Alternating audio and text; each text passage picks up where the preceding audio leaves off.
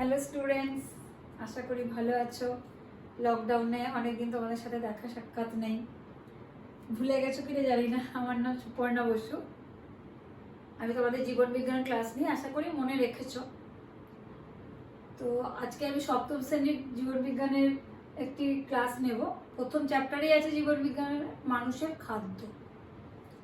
তা মানুষের খাদ্য পড়তে গিয়ে পড়তে হবে প্রথমে খাদ্যটা কি। খাদ্য হচ্ছে এমন একটা আহার্য যেটা গ্রহণ করলে আমাদের দেহে শক্তি উৎপন্ন হয়, দেহের ক্ষয়পূরণ হয়। ধরো কোনো ক্ষতি হয়েছে, ড্যামেজ হয়েছে, সেই ক্ষয়পূরণ হয়, পুষ্টি হয়, আমরা বৃদ্ধি পাই, রোগ প্রতিরোধ ক্ষমতা গড়ে ওঠে। সেই আহার্যগুলিকে আমরা বলি খাদ্য। তাহলে যে আহার্য গ্রহণ করলে আমাদের রোগ প্রতিরোধ ক্ষমতা গড়ে ওঠে, আমাদের দেহে শক্তি উৎপন্ন হয় বিভিন্ন কাজের জন্য, দেহে বৃদ্ধি হয়, পুষ্টি হয়, ক্ষয়পূরণ হয়, তাকে আমরা বলি খাদ্য। তো এই খাদ্যে এই যে আমি কাজগুলো বললাম, এই কাজগুলো যারা করে তাদেরকে বলা হয় খাদ্য উপাদান। একটি খাদ্যে 8 রকমের উপাদান থাকে।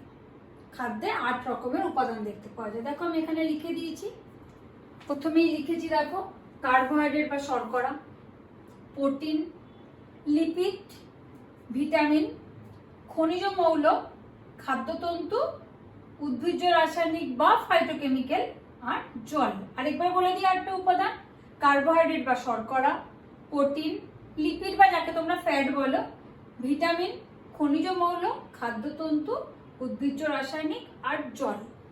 এই খাদ্য কে দুভাগে আমরা ভাগ করতে পারি। একটাকে বলতে পারি খাদ্য পরিপোষক খাদ্য, একটাকে বলতে পারি দেহ সংরক্ষক খাদ্য।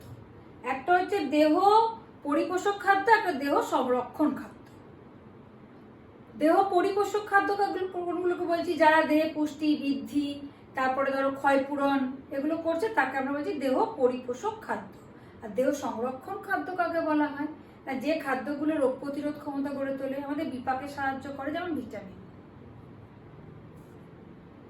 এখানে যেটা আমাদের পড়তে হবে বা জানতে হবে, এই যে খাদ্য উপাদানগুলো কোন কোন খাদ্য থেকে পাওয়া যায়, তার মানে হচ্ছে কি উৎস। উদ্ভিজ্জ উৎস পড়তে হবে আর প্রাণীজ উৎস পড়তে হবে। আর কি পড়তে হবে না, এর কাজ কি, কেন খাবো। আর জানতে হবে যে এটা আমরা খাবো মানে আমাদের উপকার করছে বলে কি আমরা অনেক অনেক খাবো, বেশি বেশি খাবো, তা নয়। এরও একটা নির্দিষ্ট পরিমাণে খেতে হবে। যদি নির্দিষ্ট পরিমাণে না খাই তাহলে হিতে বিপরীত হবে। মানে বেশি খেলেও বিভিন্ন রোগ জ্বালা হবে, আবার কম খেলেও বিভিন্ন রোগ হবে। তাহলে আমাদেরকে পরিমাণ মতো খেতে হবে। তাহলে বেশি খেলে কি ক্ষতি হতে পারে, কম খেলে কি ক্ষতি হতে পারে, সেটা জানবো। তাহলে প্রথমেই এগুলো একটা একটা করে আমরা জানবো। প্রথমেই আছে কার্বোহাইড্রেট বা শর্করা। তা কার্বোহাইড্রেট বা শর্করা পাওয়া যায় দানা শস্য, যেমন ধান অর্থাৎ ভাত যেটা খাও তোমরা, গম, জোয়ার, বাজরা, এই দানা শস্যগুলোতে পাওয়া যায় কার্বোহাইড্রেট বা শর্করা। আর এদিকে তোমার রেড মিট মানে যেটা খাসির মাংস বলছো তোমরা, তারপর দুধ, একে বলা হচ্ছে, এগুলোতে পাওয়া যায় কার্বোহাইড্রেট। তো কার্বোহাইড্রেট কাজ হচ্ছে গিয়ে দেহে শক্তি উৎপন্ন করা। কি হয়, কার্বোহাইড্রেট যখন আমরা খাই তখন ওটা ভেঙে না গ্লুকোজে পরিণত হয়ে যায়। সরল অণু হচ্ছে গ্লুকোজ।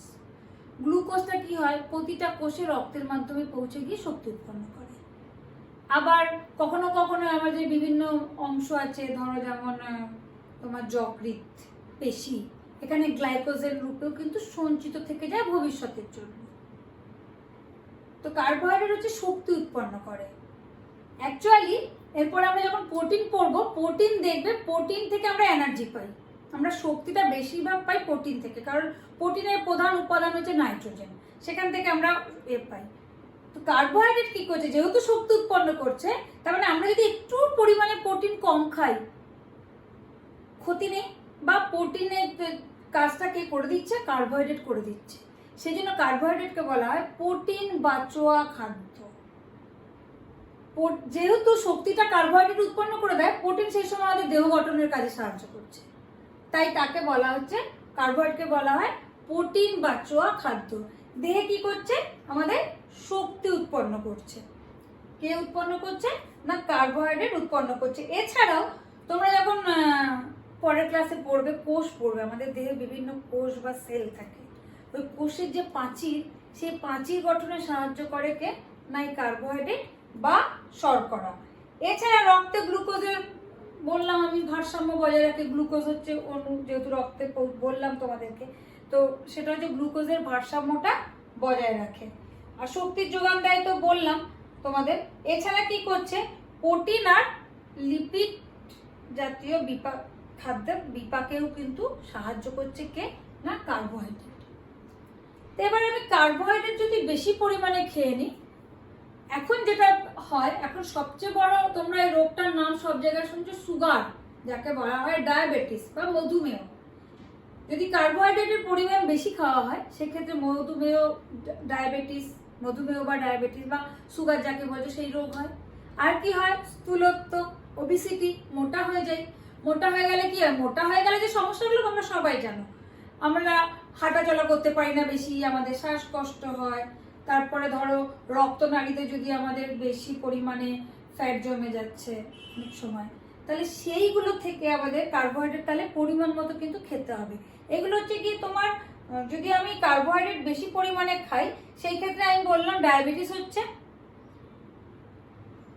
স্থূলত্ব হচ্ছে, আরেকটা রোগ হয় সেটা হচ্ছে ডায়রিয়া হয়ে যায়, মানে ঘন ঘন মলত্যাগ।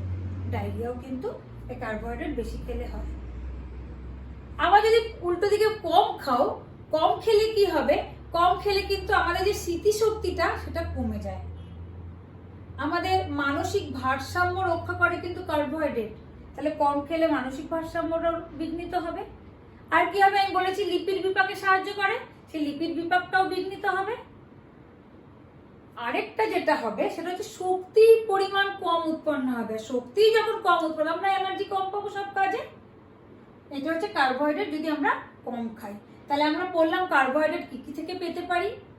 কার্বোহাইড্রেটের অভাবজনিত যে রোগগুলো, এবং যদি বেশি খাই সেক্ষেত্রেও কি হয়। এরপর আমি চলে আসি প্রোটিন। আমি প্রথমেই বললাম প্রোটিনও আমাদের শক্তি উৎপন্ন করে, আমাদের দেহের ক্ষয় পূরণ করে। ধরো কোনো জায়গায় আমাদের ঘা হয়েছে, সেখানটা ড্যামেজ হয়ে গেছে, সেই জায়গাটা পূরণ করতে সাহায্য করে কে? প্রোটিন। আমাদের শ্বাসবায়ু পরিবহনে সাহায্য করে কে? প্রোটিন। প্রোটিন নাইট্রোজেনের ভারসাম্য বজায় রাখে আমাদের দেহে। আমাদের দেহের নখ, চুল, তারপরে তোমার অস্থি, এগুলো গঠনে সাহায্য করে কে? প্রোটিন। পাখিদের পালক, তার বিভিন্ন জন্তুদের শিং, এগুলো গঠনে সাহায্য করে কে? প্রোটিন। এই প্রোটিন যদি আমরা কম পরিমাণে খাওয়া যায়, তাহলে তোমরা শিশুদের ম্যারাসমাস বলে একটি রোগ হয়। শিশুদের ক্ষেত্রে চোখগুলো বড় হয়ে যায়, পেটটা ফুলে যায়, পা গুলো সরু সরু হয়ে যায়, হাড় দেখতে পাওয়া যায়। আরেকটা রোগের নাম হচ্ছে কোয়াশিওকর।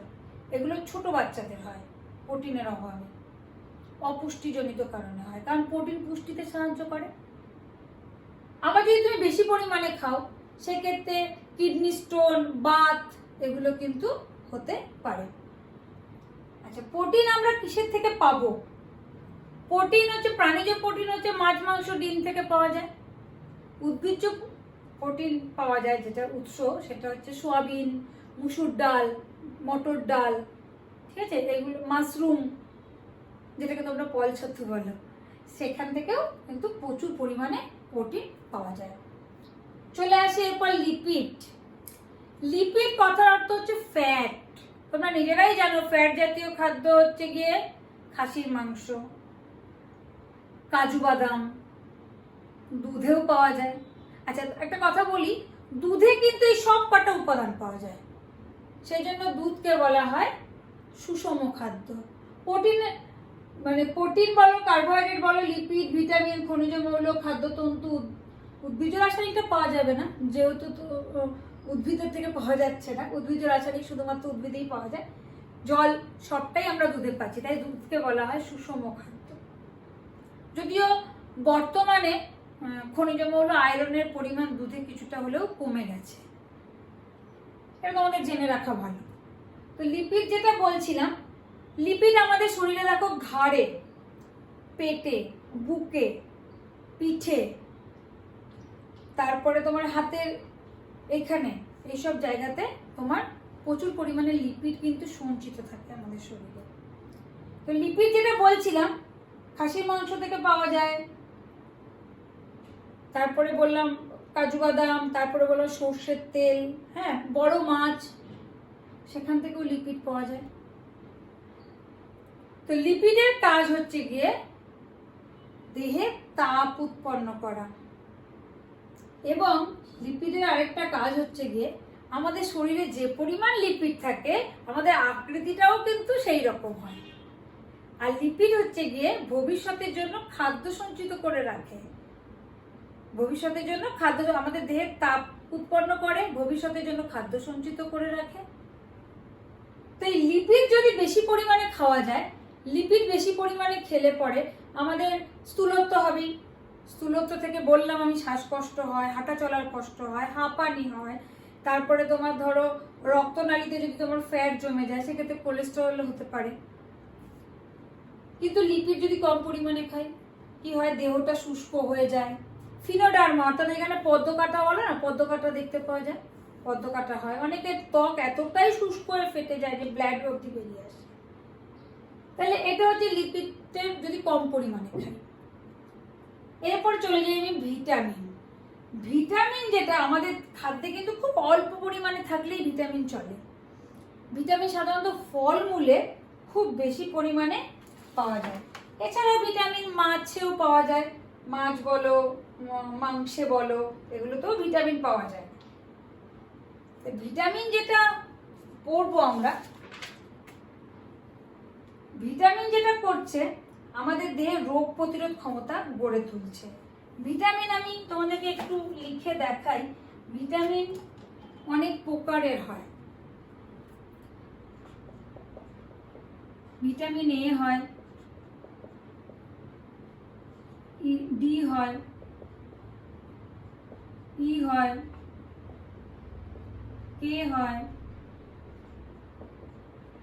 ভিটামিন সি হয়, vitamin B complex. B complex বলতে, বি কমপ্লেক্স এই জন্য বলছি, ভিটামিন বি এর আবার অনেকগুলো ভাগ আছে, B1, B2, B3, এইভাবে অনেকগুলো ভাগ আছে। সেই জন্য ভিটামিন, আচ্ছা, এই যে চারটে ভিটামিন তোমরা দেখতে পাচ্ছ, এটাকে আমি ভাগ করবো এবারে। এই এ ডি ই কে, এটা হচ্ছে গিয়ে ফ্যাট বা এই যে লিপিড, এতে দ্রবণীয়। আর ভিটামিন সি আর বি কমপ্লেক্স হচ্ছে জলে দ্রবণীয়। তো আমাদের ওই একইভাবে পড়তে হবে উদ্ভিজ্জ উৎস আর প্রাণীজ উৎস। আচ্ছা, ভিটামিন এ দেখো, বোর্ডে দেখো, ভিটামিন এ যেটা দেখছো তোমরা, ভিটামিন এ পাওয়া যায় রঙিন সবজি, নানা রকম রঙিন সবজি, গাজর, টমেটো, এগুলোতে দেখতে পাওয়া যায় হচ্ছে ভিটামিন এ। এছাড়া সামুদ্রিক মাছের যকৃতে যে তেল পাওয়া যায়, সে তার মধ্যে কিন্তু ভিটামিন এ পাওয়া যায়। এই ভিটামিন এর যেটা কাজ সেটা হচ্ছে আমাদের দৃষ্টি শক্তি ভালো রাখে, আমাদের চোখটাকে ভালো রাখে, আমাদের শরীরের ত্বক ভালো রাখে, আর রোগ সংক্রমণ যে হয় সেটা প্রতিরোধ করে। তো রোগ কি হয়, ভিটামিন রোগ এর প্রধান যেটা ভিটামিন এর অভাবে হয় সেটা হচ্ছে রাতকানা হয়, রাতকানা, আর হচ্ছে ক্যারাটোম্যালেসিয়া বলেও একটি রোগ হয়।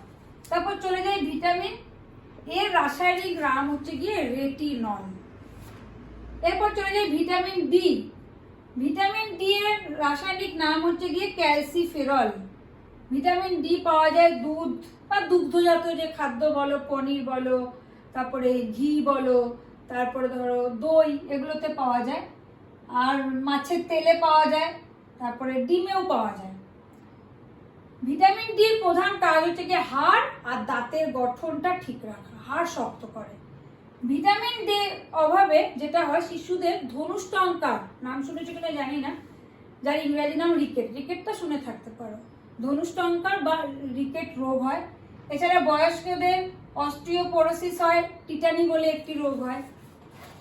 ভিটামিন ই এর রাসায়নিক নাম হচ্ছে টোকোফেরল, এর রাসায়নিক নাম হচ্ছে টোকোফেরল, ভিটামিন ই, এগুলো পাওয়া যায় অঙ্কুরিত ছোলা, গম, তারপরে তোমার ধরো লেটুস, ভিটামিন ই বললাম অঙ্কুরিত ছোলা, গম, লেটুস ইত্যাদিতে পাওয়া যায়। ভিটামিন ই হচ্ছে গিয়ে প্রজনন, অর্থাৎ যে বাচ্চা হয়, প্রসব হয়, সেই প্রজনন ক্ষমতাটা নিয়ন্ত্রণ করে। বাচ্চা মানে ভ্রূণ অবস্থায় যখন থাকে তার বৃদ্ধি ঘটায়, তাকে পরিস্ফুটনে সাহায্য করে। তা যদি ভিটামিন ই কম খাওয়া যায় তাহলে অনেক সময় বন্ধ্যাত্ব যাকে বলা হয়, মানে তোমরা যেটাকে বলছো বন্ধ্যাত্বটাকে বাজা বলা হয়, যেটা আমাদের প্রচলিত ভাষায়, সেটা দেখতে পাওয়া যায়। তারপরে তোমার গর্ভেই অনেক সময় ভ্রূণটা, বাচ্চা আসার পরে গর্ভেই ভ্রূণটা মারা যায় ভিটামিন ইর অভাবে। এছাড়া চামড়াও কিন্তু, ভিটামিন ই হচ্ছে আমাদের স্কিন ভালো রাখে, চামড়াও কিন্তু কুঁচকে যায় ভিটামিন ইর অভাবে। ভিটামিন কে এর রাসায়নিক নাম হচ্ছে গিয়ে তোমার ফাইলোকুইনন। এটা পাওয়া যায় তোমার পালং শাক, বাঁধাকপি, পাঠার যে তোমরা জপরিট যেটা, তাতে যেটা তোমরা মেটে বলো, সে তার মধ্যেও পাওয়া যায়। এটা কি করছে, ভিটামিন হচ্ছে ধরো আমাদের কোথা থেকে রক্ত বেরোচ্ছে, যখন রক্ত বেরিয়েও যাবেই কি সারাক্ষণ রক্ত বেরিয়ে যাবে? হ্যাঁ, যদি খুব ডিপলি কাটে সেলাই করতে হয়, তাহলে ক্ষতস্থানে যে রক্তটা জমাট বাঁধতে সাহায্য করে সেটা কিন্তু ভিটামিন কে। তাকে ভালোবাসায় বলা হয় রক্ত তঞ্চনে সাহায্য করে, তাহলে যদি আমরা কম খাই, কম খেলে কি হবে, রক্ত জমাট বাঁধবে না সহজে, ঠিক আছে? আর রক্ত জমাট তো বাঁধবেই না, রক্তাল্পতা রোগটা হবে, মানে রক্ত কমে যাওয়া, রক্তাল্পতা রোগ হবে। এরপর চলে যাই ভিটামিন সি। ভিটামিন সি এর অপর নাম হচ্ছে গিয়ে, রাসায়নিক নাম হচ্ছে অ্যাসকর্বিক অ্যাসিড। ভিটামিন সি সাধারণত টক জাতীয় জিনিসে পাওয়া যায়, যেমন ধরো পাতিলেবু, আমলকি, টমেটো, পেয়ারা, হ্যাঁ, এগুলোতে, কাঁচা লঙ্কা, এতে পাওয়া যায়। দাঁত আর মাড়ি ভালো রাখে আর যে কোনো ক্ষত নিরাময়ে সাহায্য করে। এর অভাবে যেটা হয় সেটা হচ্ছে স্কারভি বলে একটি রোগ হয়, মাড়ি থেকে যেটা রক্ত পড়ে, ঠিক আছে? স্কারভি বলে একটি রোগ হয়। ভিটামিন বি কমপ্লেক্স ধরো ঢেঁকি চাল, অঙ্কুরিত ছোলা, তারপরে তোমার ধরো ভুসিযুক্ত আটা, মেটে, মাংসের যে মেটে, তার মধ্যে পাওয়া যায়, টমেটোতেও পাওয়া যায়। এটা কি করছে, আমাদের দেহে যে অ্যানিমিয়া বা রক্তাল্পতা হয়, ভিটামিন বি কমপ্লেক্স এটা প্রতিরোধ করে, আমাদের মানসিক যে স্থিতিশীলতা সেটা বজায় রাখে। আর কি হয়, এর ফলে বেরি রোগ হয়, ঠোঁটের কোণে যে ঘাগুলো হয় না, ভিটামিন বি দেয় তখন ডাক্তাররা খেতে দেখবে, ভিটামিন বির অভাবে হয়। আর কি হয় না, মানসিক অবসাদ হয়। তাহলে আজকে আমরা এই 4টে উপাদান পড়লাম, কার্বোহাইড্রেট বা শর্করা, প্রোটিন, লিপিড আর ভিটামিন। আর যে বাকি 4টে সেগুলো আমি নেক্সট ক্লাসে তোমাদেরকে পড়াবো। আশা করি বুঝতে পেরেছো। যদি কোথাও আটকে যায় বা বুঝতে না পারো, আমাকে পার্সোনালি ফোন করতে পারো বা হোয়াটসঅ্যাপে জানাতে পারো। একবার বই এগুলো একবার পড়ে নিও। আসছি, আজ এই পর্যন্তই, আবার নেক্সট ক্লাসে দেখা হবে, টাটা।